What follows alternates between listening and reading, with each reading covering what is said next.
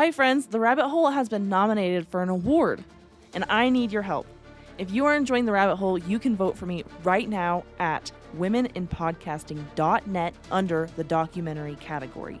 The voting is open until October 1st, so get out there and vote. Everyone only gets one vote. So if you've already voted, thank you so much.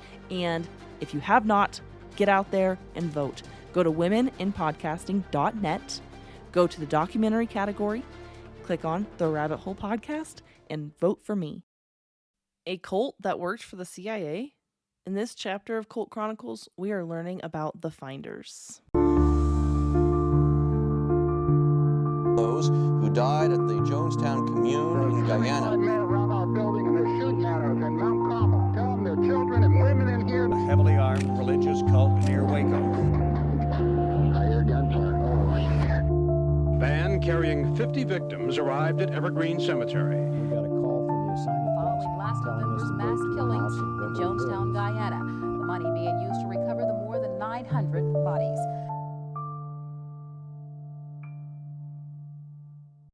Hello, friends, and welcome to either Cult Chronicles or The Rabbit Hole, depending on where you're hearing my voice right now. I'm your host, Danny, and today this episode is actually going to be on both my podcasts because I just could not decide whether this was a cult or a conspiracy or both. So you get blessed with it in both feeds, and we are going to do so many spin-offs of this. So after this episode on Cult Chronicles, we're going to go over Ricky Casso, and on The Rabbit Hole, we're going to do an update episode on MK Ultra, and then after that, we're going to do a Manson family episode on Cult Chronicles. So we're going to go back and forth a little bit, but it all ties together, so buckle up, because it's going to be a wild September, October, couple weeks. Who knows? Before we get into it, if you guys are interested in precious metals, check out Wise Wolf Gold. We actually have a really cool promo with them. So if you go through rabbithole.gold for all of your precious metal needs, that'll be linked in the show notes. Memberships start as cheap as $50 a month. So check it out. Anyway, let's get into it. So the Finders became known to the public on February 4th, 1987. So this is at the height of Satanic Panic. If you are a Cult Chronicles listener, last week we went over the McMartin preschool case. So this is going on during all of that. And they actually make reference to that a lot. So if you are listening on The Rabbit Hole and you want to go check that out, we did that last week. Anyway, a woman in Tallahassee, Florida, called the police to report the suspicious behavior of two men. These men were dressed in suits and were watching over 6 children who were playing at the park. The men were Douglas Zimmerman or Ammerman, depending on the source, and potentially James Michael Houlihan or Howell, again, depending on the source. So every source that I found, they kind of differed a little bit. And I think that they didn't actually know their actual names. So we're going to call them Douglas and Michael because that's what they're referred to mostly in all the sources. Unfortunately, the FBI redacted their names in their files, so I cannot verify what the names are of these men. And it's said that these men were in their late 20s-ish. That's what they looked like. And they looked well dressed, like I said. The children looked like they were in shambles. They looked like homeless kids, really. They were super dirty. They looked malnourished, which if you look malnourished, you're probably well past that state at this point. And these kids had bite marks on them, and they were aged between 2 and 7 years old. The woman that called in said that at least 2 of the kids looked to be sexually abused, which I don't know how you look at kids and see that they have been sexually abused. I think the lady reporting this was just trying to get the point across that these kids were clearly abused or being abused. that something was really wrong. And I think because of the satanic panic situation that was going on and all like the abuse allegations that were coming out, I think that she just like jumped to that conclusion. Either way, the police show up and they start questioning the men. These men tell the police that they are the children's teachers and they are taking them to Mexico to drop them off at a school for brilliant children. That seemed like super sketchy. So they asked if they could search the men's van, and they did. So mind you, this is like a 1979, 1980 blue Dodge van with Virginia plates, and it looked like a kidnapper van. It's funny when we say something like that, like you can immediately picture what I'm talking about. That's because like every stereotype has a bit of truth in it, right? And the reason these types of vans had been stereotyped as kidnapper vans is because kids had been taken by people in vans like this, like a good number of times. So anyway, moral of the story is they have a kidnapper van and they have 6 kids that look super malnourished, are very, very dirty, like clearly dirty. And the van wasn't in good repair either. So it was like super dirty. It smelled really, really bad. And it looked like all 8 of these people had been living in this van for a while. Like it had a mattress in it. They had like maps and books and letters. Who knows how long they had been in there, but it had been for some time. They also found like many records, computer disks, and a single US passport. And from what I gather, it was just like one passport. So if they really were planning on going to Mexico, how are they all going to get in? I guess this was the 80s. So maybe like, how are they all going to get back? Well, I guess they were going to drop the kids off. So they would at least need 2 passports, right? Both the men needed to come back if they were going to drop the kids off in Mexico. I don't know.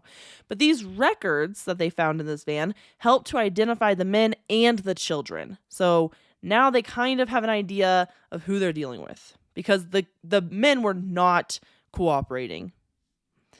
But all the while, these kids were behaving like animals at the park, not like normal, well-adjusted kids would behave or play. Like they were just being I don't even know how to explain it because they were being animalistic. Like they had never interacted with other children before, ever. So the spidey senses started tingling for the police officers and they arrested the men. They were like, yeah, this isn't right. And they aren't even like these men, like they weren't even the kids' parents. Like they're just these random teachers. But shouldn't they have like some sort of proof that they're the teachers? So it is starting to seem like these kids have been kidnapped. They're like, something's weird here. They were charged with child abuse. And I mean, like, teachers or not, kidnapping or not, these kids are clearly abused. So child abuse charges seem completely accurate. The kids were mostly silent when questioned, except for one. So little Mary, who was the oldest of the group at only 7 years old, she spoke up and she said that the men were her teachers and they would teach them the games and how to read. And the police were like, okay, well, like, what are the games? What games are you talking about? What games do you play? And she would like explain like different games, which don't actually seem like games at all. It was very odd. She told them that they used to live in a big building in Washington, meaning Washington, D.C., and they had only been in the car for a few days. She also told them that her mom was in Washington, but she told them that she lived with mostly women, a few men, and some children.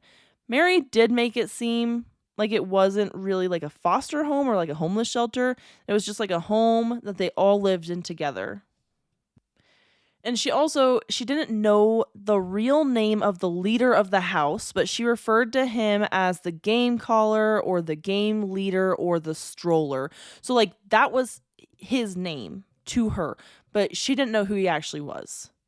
And she did know that the 2 men that were with her were not in charge, but they were taking orders from this game caller.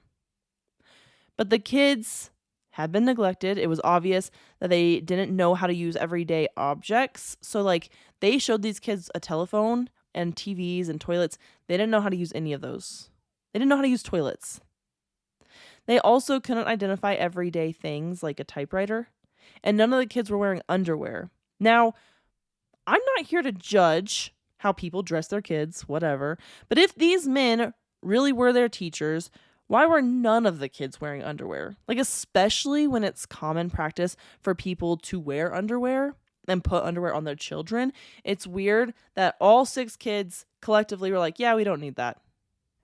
Not only that, but after they were done being questioned, or like during their questioning, it became very evident to the police officers that these kids were only given food as a reward. Not because like it's essential for living, but they do something good, they get food. Not a treat, like basic food.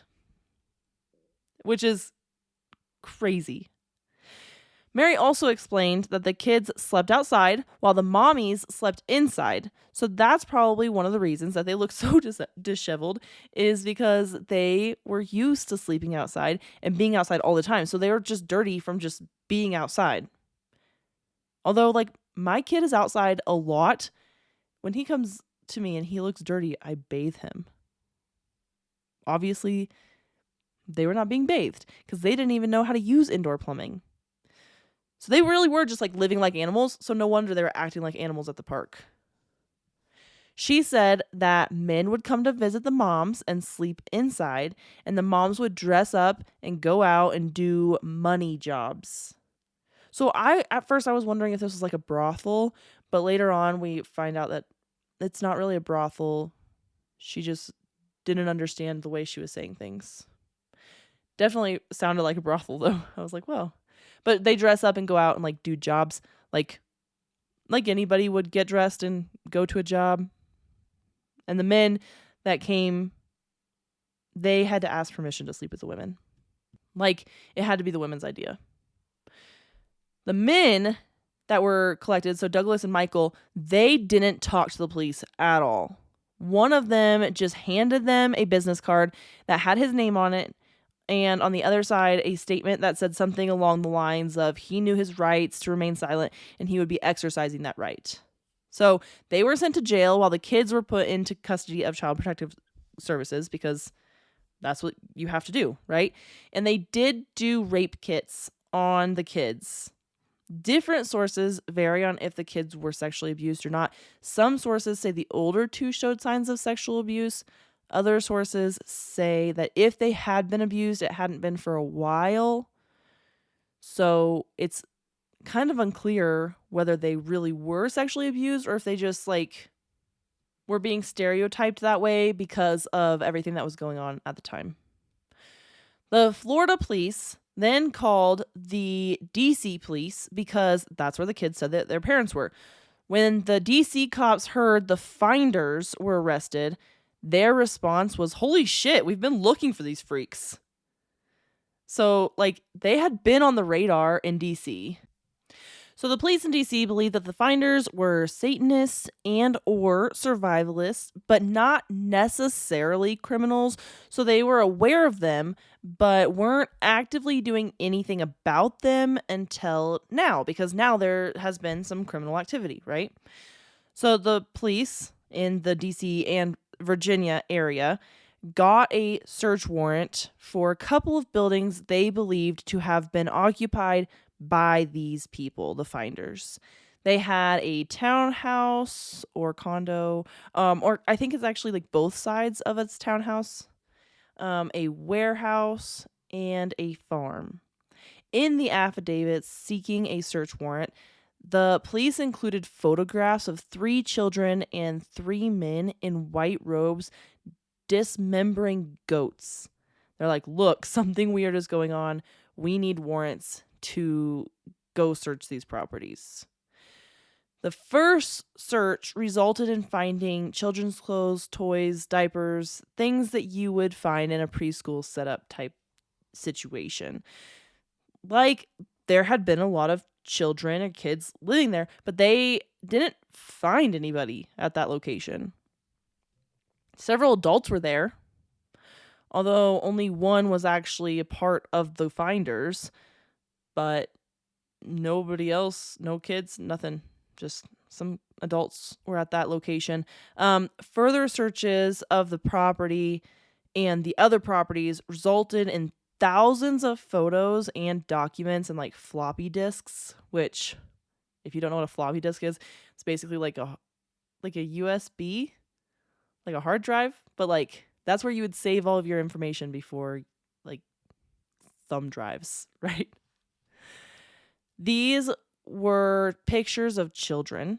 Some of the pictures were like school pictures, like they were just sitting there posing, while other pictures were pornographic in nature.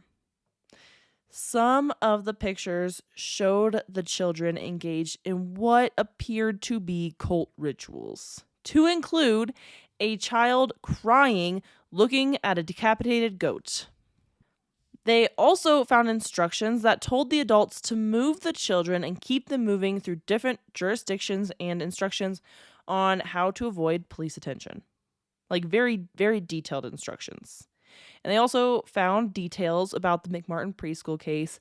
They seem to have been studying the McMartin preschool case, and they had like maps and everything. They were particularly interested in the tunnels that were under the school. The information the finders had was information that the kids at the McMartin preschool had admitted to, but now we know was actually just false information. But at the time, this is 1987, the case hadn't been resolved yet. So they hadn't decided that the kids were making up the stories they were telling. So at the time, they believed there were tunnels under the school. But there were not actual tunnels under the school, just to be clear. At the farm in Virginia, agents found cages on the premises, and the neighbors told investigators that the children were actually kept in the cages and that the children would sleep in the watermelon fields sometimes. They also said that vans would frequently come and transport kids to and from the farm. They don't know, like, where the kids were going or where they were coming from, but there was a lot of moving parts, it seems. Behind one of the houses was a clearing with some stumps and stones arranged in a circle. This can sometimes be used in satanic rituals. Also, it can sometimes be used in, like, I don't know, fire pits. So I'm not like, this isn't like a smoking gun, but if you combine that with some of the other evidence that they have found, it does strongly suggest that maybe there were some ritualistic situations going on here. It seemed like pretty often people would visit the townhomes looking for the Chinese embassy. Particularly Asian people would come to the townhouses looking for the Chinese embassy. On a different occasion, the address had been advertised in Europe as a youth hostel, which seems real sketchy. And it also was advertised as a youth hostel on a bus stop in town, like in Washington, D.C. So they had been advertising these townhomes as hostels, youth hostels specifically, for a while, and people were coming and staying there, which I feel like is a little weird. Anyway, especially because it's not a youth hostel. It's just this house owned by the finders. I'm not sure if it was right after the arrest of the men in Tallahassee or after the search of the properties, but at some point, authorities contacted Customs. So U.S. Customs had a network of child pornography investigators in their Child Pornography Protections Unit. And I actually didn't know that Customs worked on cases like this. I guess I thought that the FBI would be the first call, and I think that now, like U.S. Customs is part of Homeland Security now. We didn't have Homeland Security then. An informant had also come forward in 1986, so a year prior to this incident, and gave the investigators information about a group called the Finders. So this is actually what triggered the investigation to start in the DC area, and that's why the two men ultimately took the kids and started moving around, is because this investigation started. And that's why when the Tallahassee police called the Washington DC police, they were like, oh man, like, yeah, we know who these people are, because this informant had been talking to the police about this group. They're like, something is weird about this. So the men took the kids, started moving around the country as they had been given instructions to do. So they were tipped off by somebody in law enforcement that somebody had come forward. Because how else will you know that? Like, if you're just a cult in the world, you don't know that somebody has come forward to start giving information to the police unless the police are telling you that. So that's suspicious. So this informant said that they lived at the addresses that had been identified, that they had went and got a search warrant for. And the informant said that this group was a cult and they might be involved in blood rituals, sexual orgies involving children, and even murder. But the group was also involved in brainwashing activities. Very involved in brainwashing activities. And this informant said that he was being recruited by the finders, which is why this person knew so much. I assume it's a male. I have no idea. But during the recruitment process, they were promised financial reward and sexual gratification, and that they just needed to, quote unquote, explore Satanism with the group. That's all. All you need to do is explore Satanism, and we will reward you in everything that you could ever want, like sex and money. Apparently, this informant also gave information about some sort of hole in the basement of the duplex that was similar to the tunnels that were said to have been at McMartin Preschool, although they weren't actually there. So it's like they were trying to also create tunnels. Finally, they figured out that the game leader or game caller, the stroller, this guy, his name was actually Marion Petty. So he owned the farm that the cult had called its home and was the leader of this group. So Petty was born December 12th of 1920, and he was a high school dropout. He wanted to join the army, but at the time he was only 15 and he needed to be 16 to join. So he asked his parents to lie about his age so he could join, and they said no. They basically thought, like, there's no need for us to lie about this, because, like, you can just wait until you're 16. It's, like, less than a year away. And we don't want to get caught. Just wait, basically. Well, this guy was super intense. He found an article in the paper about a boy killing his parents. And he left out the paper on the table with that article showing, which was a pretty big article, right? So you're not going to miss it. Basically, like, implying to his parents when they came down the next morning for, like, their morning coffee, like, if you don't do this, if you don't do what I want you to do, then I'm going to kill you like this boy killed his parents. That's all the pressure they needed. They're like, yep, sign him up. Send him to the army. Because, like, they did not want to deal with whatever weird thing he was going to do. Which makes you, like, they knew he was weird. They knew something was wrong with their kid, right? Like, some parents are in denial, but the fact that, like, he pulled some stunt like that and got exactly what he wanted, because they knew that he wasn't lying. They knew that he would actually kill them if he didn't get his way. So he joined the army, and he was sent to Panama as a lifeguard. So he would basically just sit up by the pool all day long and read book after book after book. And this kind of set the tone for the rest of his life. He wanted to learn as much as he possibly could while doing as little as possible. Like, if he could just sit around and read for the rest of his life, that's what he wanted to do. In 1947, he transferred to the Air Force, and he retired from the service in 1955 or 56, again, depending on the source. And then, just a couple years later, he established the Finders in the 1960s. So it started with Petty renting 2 apartments in the DC area and opening them up to anybody that wanted to come. And then eventually he bought the farm in Virginia. So this is kind of like that hostel idea, right? So he kept advertising that he has a youth hostel. Well, it kind of started as just like a hostel type environment. It seemed to have started like a hippie commune, although So did the Manson family. But Petty wanted to learn about power, money, or sex from the people that came. So if you're going to come and live in his apartments or on the farm with him in Virginia, then you need to teach him something. So he started recruiting very intelligent people to teach him different topics. Like, these are people with like master's degrees, PhDs, like the smartest people he could find. He was recruiting them to teach him things and to be a part of his group.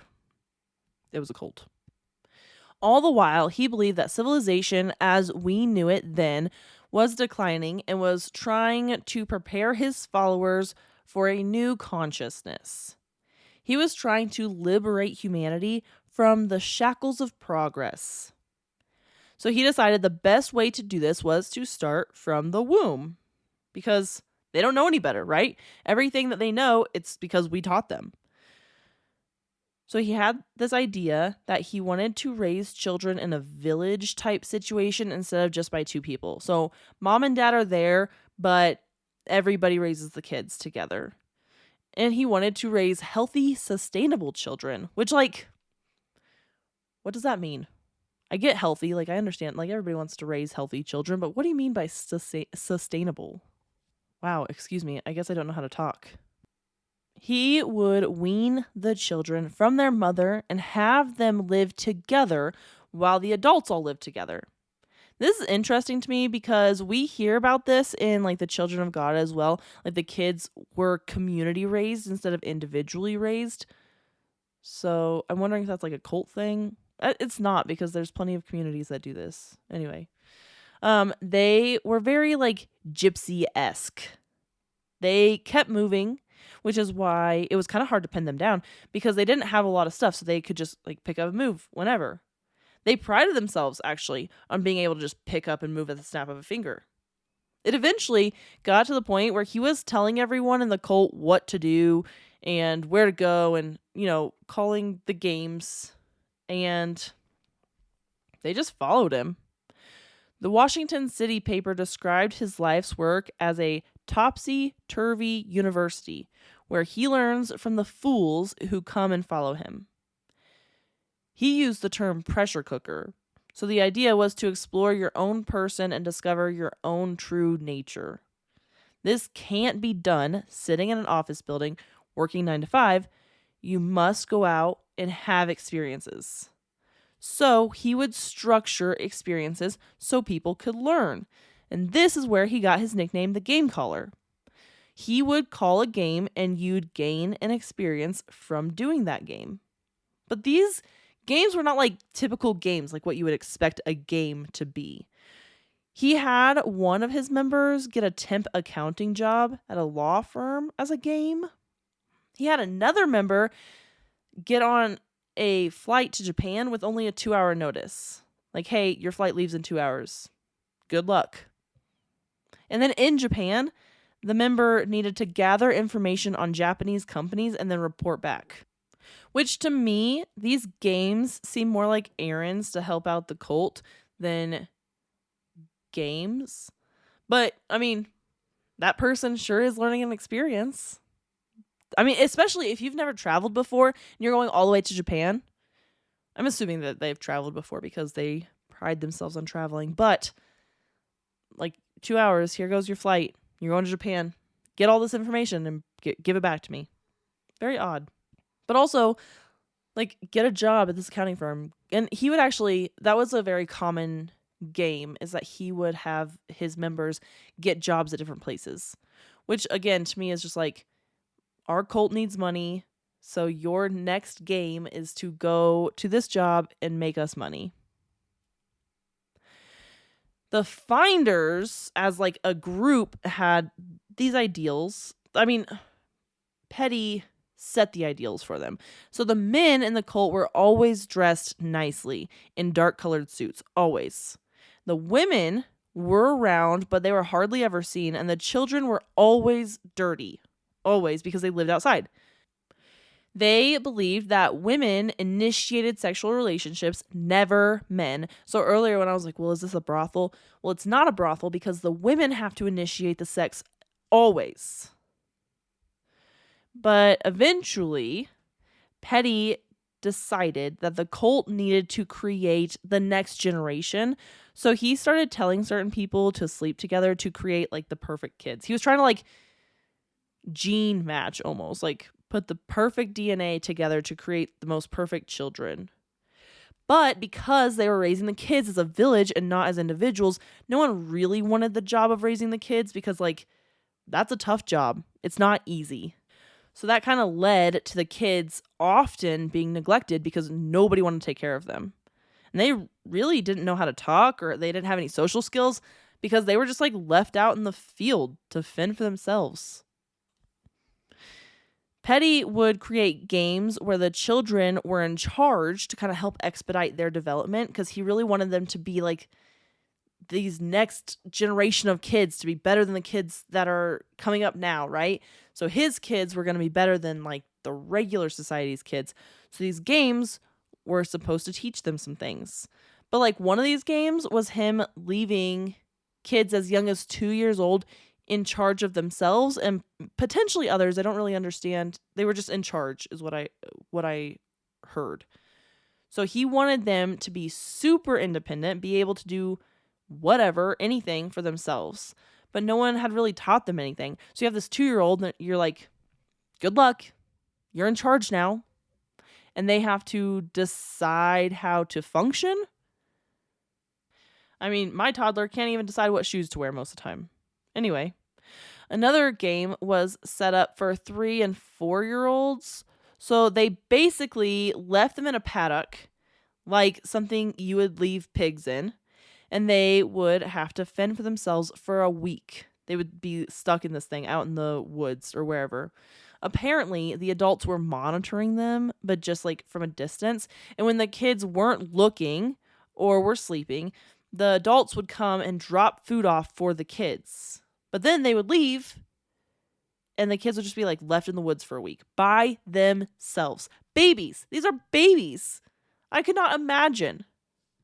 But of course I couldn't imagine because I'm just a normie, regular social person and not a finder. Anyway. It's back to school season, football season, and life gets stressful again season. Which begs the question, isn't it time you had an edible to relax? IndiCloud has finally done it. They've captured the flavors of childhood in their Soda Shop series Delta 9 Gummy. Get those strawberry, grape, and fruit punch flavors while you also get high as... IndiCloud has all your favorite dispensary-grade cannabis products shipped right to your door discreetly across all 50 states. Between their Beast Mode vapes, their exotic flower choices, specialty-flavored wraps, and their pre-rolls and concentrates, IndiCloud are the experts at getting your cannabis to you and getting you very, very high. And you can find it all at indicloud.co. Head to indicloud.co/fall24 and get discreet delivery on top-shelf THC products for 30% off on your first order. That's indaclow.co/fall24 to snag 30% off your first order. Jumping back to the finders being found out. After the search of the properties, when the police found pictures of the children crying while looking at a decapitated goat, a member had come forward, right? So they had just found all this information. A member comes forward and they say, whoa, whoa, whoa, we're not doing anything weird. That's so crazy that you would think that. That's not what was happening in that picture. We had 2 goats there that summer. And rather than just like leave them there to starve in the winter, we butchered them and ate them. We did it with the children present because we thought it would be a good learning experience for them. It turned out to be a delightful experience for them. We took pictures of the event and kept them for the children as a keepsake. And that's what you found. You found our pictures of us teaching our kids a valuable lesson. Now, don't get me wrong. I understand that kids live on farms and animals are slaughtered in front of kids all the time. I know that, right? I think that it needs to be age appropriate and kids need to kind of understand what's going on. But you know what? It happens all the time. But putting this evidence along with the other information we already had, it just all seems like really weird, like too suspicious. The members were basically pointing to the satanic panic and situations like the McMartin preschool case and saying that everyone was just blowing this whole situation out of proportion. Look, satanic panic's going on. It's not like real. We're not really Satanists. That's just crazy. They also explained that Michael, one of the two men that was arrested in Tallahassee, was the father of two of the children that was taken in Tallahassee. Which, like, if that was the case, why didn't Michael speak up and be like, no, no, no, these two are my kids? Why would he say, I'm their teacher? Why wouldn't he say they're my children? That's weird. They said that they weren't going to Mexico. These two men were not taking these children to Mexico. No, no, no. They were going to school in Kentucky. And they just decided to go on vacation to Florida before they went to the school in Kentucky. And the men had work in Kentucky, and the mothers of the children had gone to San Francisco for work. So, like, they weren't supposed to go to this brilliant school in Mexico at all. The mothers agreed that the men had handled the situation improperly, but insisted that this was all just a huge misunderstanding. And after this, the authorities decided that, well, maybe the members were right, and they closed the case. They're like, well, our bad. Yeah, we really missed this one. Really thought those kids were just in danger, but turns out you guys are right. We're just misunderstanding the evidence we found. The children were returned to their mothers, and the men were released. Just because they participated in an unconventional lifestyle doesn't mean that they're doing anything illegal or that they're Satanists. We're all jumping to conclusions. The member that had spoken out, that had come to the police station for the interview, they showed up in this disguise, like creepy, full-faced Halloween mask type disguise. That sounds like a guy that doesn't have much to hide. Full face disguise. You can't actually see who I am. I'm just going to tell you that this was all a misunderstanding and you're just going to believe me. And that's exactly what happened. He was like, oh, well, oops, our bad. We shouldn't have done it like that. But what about like the child pornography they found and the neighbors and the witness testimonies? What about all that information? They're like, look, we have more evidence. But no, they threw it all out.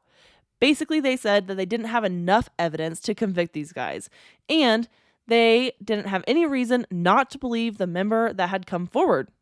The mothers also had an explanation for the kids being malnourished and dirty. They said that they were out camping, so of course they hadn't been eating regular food like they normally eat, and they were dirty because they're out in the woods because they're camping, so obviously they're malnourished and dirty because camping, which, like, doesn't make any sense. And also, they had been malnourished for a while. So this is clearly child abuse, but they just like threw it out. Whatever. Lucky for us, the story does not end there. So there was a detective who just like did not believe this. They're like, you're seriously throwing this case out? This is ridiculous. So he wanted to reopen the case and see what he could do. He knew he would need a lot of evidence, so he got to work. He went to the apartment building in Washington, D.C. and found quite a bit of stuff that the police had just kind of like left behind. And they must have like just decided that it wasn't important. So this new detective was like, no, this is really important. They found documents with detailed instructions about methods to obtain children for unspecified purposes. These methods included purchasing, trading, and kidnapping children and impregnating females in the community, which I'm assuming means like raping these women, but I don't really know for sure. Like, how do you plan to just impregnate the women of the community? But there was even correspondence found between Petty and someone in Hong Kong, and they were in negotiations of purchasing 2 children from China. They found information about interests in terrorism and explosives as well, but also documents labeled Pentagon break-in and such. So, like, what were these guys planning? Were they going to break into the Pentagon? Were they going to commit a terrorist act? What did they want explosives for? Why were they buying children from China? None of this evidence seemed to matter, apparently. So then they found a detailed description of the arrest of the men in Tallahassee. So this summary details that the press didn't even have, but also The summary was made the night of the arrest, which is super strange because the media didn't even know about it or didn't release any information about the arrest until the following morning. So this was dated the night that they were arrested, so February 4th. So this made detectives start to wonder, are the finders working with the police somewhere?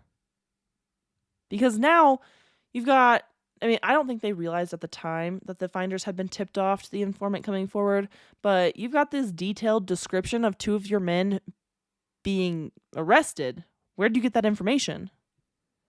While the detectives were going through the farm in Virginia, they found things that the police didn't take the first time around yet again. So this time they found a video room, which I'm sure the police found the video room, but it really was more like an indoctrination center. So I think that this is where the brainwashing was happening, was in this video room / indoctrination center.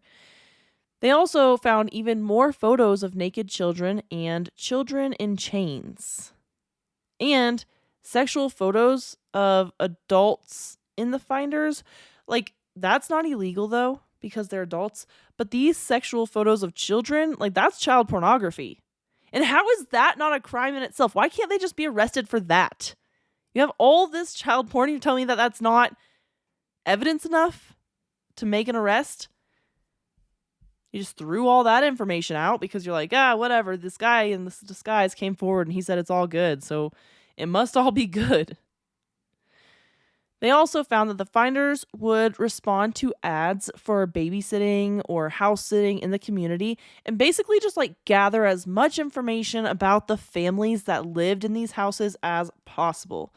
It's not quite clear what they were doing with that information, but they had it. So anyway, after they go through all these houses, all these places again, they finally start feeling like they've got enough evidence. They're going to present the evidence to an agent to reopen the case. Instead of doing it through the FBI, this case was handed off to the CIA. It is not clear why it was handed off, which I think is suspicious as well.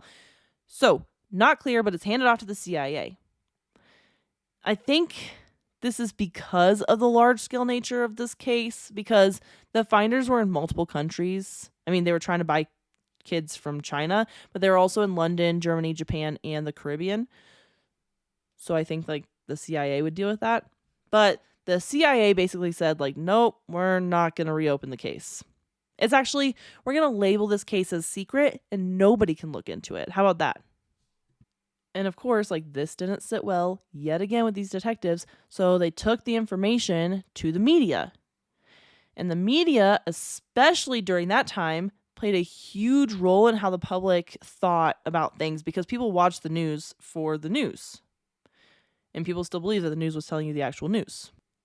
So then the Department of Justice started getting a lot of pressure to take on the case. The CIA wouldn't do anything about it. They classified it secret.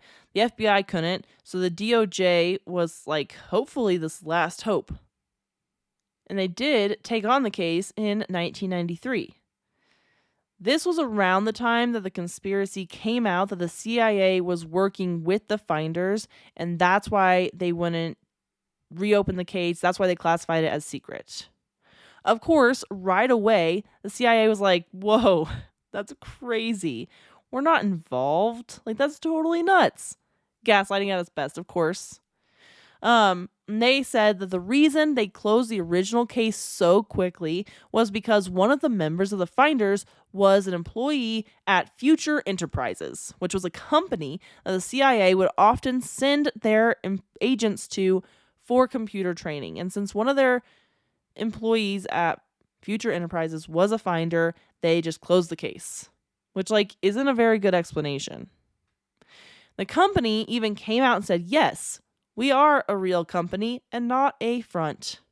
We do not use our services in any bad way. Thank you. I just imagine they were like robots because who comes out and says that? Hey, we're not a front. We promise we're real. We're doing real things over here. Look, you can see our real things that we're doing. It makes me think of North Korean grocery stores are look, we have real food and it's plastic food. Not only did the CIA send their agents to future enterprises, but they also sent them to another company called Finders Corporation. Marion Petty did an interview with the U.S. News and explained that the Finders were merely a community. They were not a cult. That's crazy. Stop calling us a cult. We're just a community of people who brainwash other people and do weird things with kids. He was also asked what the Finders is, and he said, quote, "The Finders is a company that does freelance journalism, research, and promotes the new age of living," end quote. I didn't know they were a company. He also explained that his late wife and his son were both in the CIA, so that's why they were interested in him and the Finders. Which, doesn't make any sense. You're just making things up at this point. There were some conspiracy theories that the group was actually involved in the CIA's mind control experiment, Project MKUltra, which started in the early 1950s and allegedly concluded in the 1960s. This project was an experiment into mind control, and often on unwitting test subjects, like people that did not know that they were being tested a lot. MKUltra was brought to the public's attention in 1975 by Congress, and conveniently, in 1973, so 2 years before it becomes public information, the CIA director ordered all MKUltra files destroyed. Although the CIA swears MKUltra was abandoned, CIA agents say that they often conduct disinformation campaigns and that the research into mind control continued. They probably just called it something else. In 1977, it was revealed that these experiments were going on university and college campuses. So no, they did not stop. They just got sneaky for a little while. Many of these experiments involved LSD. Imagine that. Some also say that the children were used to entrap and gather blackmail on U.S. officials, diplomats, politicians, and corporate and law enforcement officials. It's also said in the conspiracy theories that the kids were CIA assets. And with this theory, some believe that the children were sold to wealthy perverts to raise money for covert operations. Another part of this is that they were trying to train the kids to be agents at a young age. So, we've all seen movies to include, Black Widow from the Marvel movies about Russia doing this. And maybe this was, the CIA's way of trying to raise children to be cold-blooded killers. This would make a lot of sense, actually. Although, at no point were they teaching them, how to fight or defend themselves. So I don't know. Or maybe they were. Maybe that just didn't come out. I don't know. Any of these explanations explain why the CIA would put a stop to the investigation into this cult. Because if this cult has the backing of the CIA, well, the CIA doesn't want that coming out. They want to keep that as hush-hush as possible for as long as possible. The documents released by U.S. Customs in 1993 and the FBI documents released in 2019 revealed that we never really truly found out who the Finders were, what they were up to, what was going on. Were they just living an unconventional lifestyle? Is there more to that story? Marion Petty died in 2003 or 2004, depending on your source. And apparently, the Finders died with him because, they were never convicted of anything. Child porn? Nope. Child neglect? Any crime towards a child? Absolutely not. It seems like the CIA got to just keep operating and doing whatever they wanted to with the Finders. And that's it. That's all we know. They were very, very quiet until they were caught in Tallahassee. And then they were very, very quiet after that as well. So it's interesting. It's interesting how good they were at keeping themselves under wraps. But I hope you guys enjoyed this episode. It kind of was like a cult that turned conspiracy, and I was like, well, this is kind of fun. It's like both my favorite things all in one place. So, until next week, my friends, stay skeptical, and I will see you all then. Hey friends, Cult Chronicles is a Skeptic studio production, and we thrive on ratings and reviews from people like you. So wherever you're listening, go ahead and throw us a rating. And if you'd like to follow us on Instagram, our handle is @Cult Chronicles Podcast. Thank you so much for listening.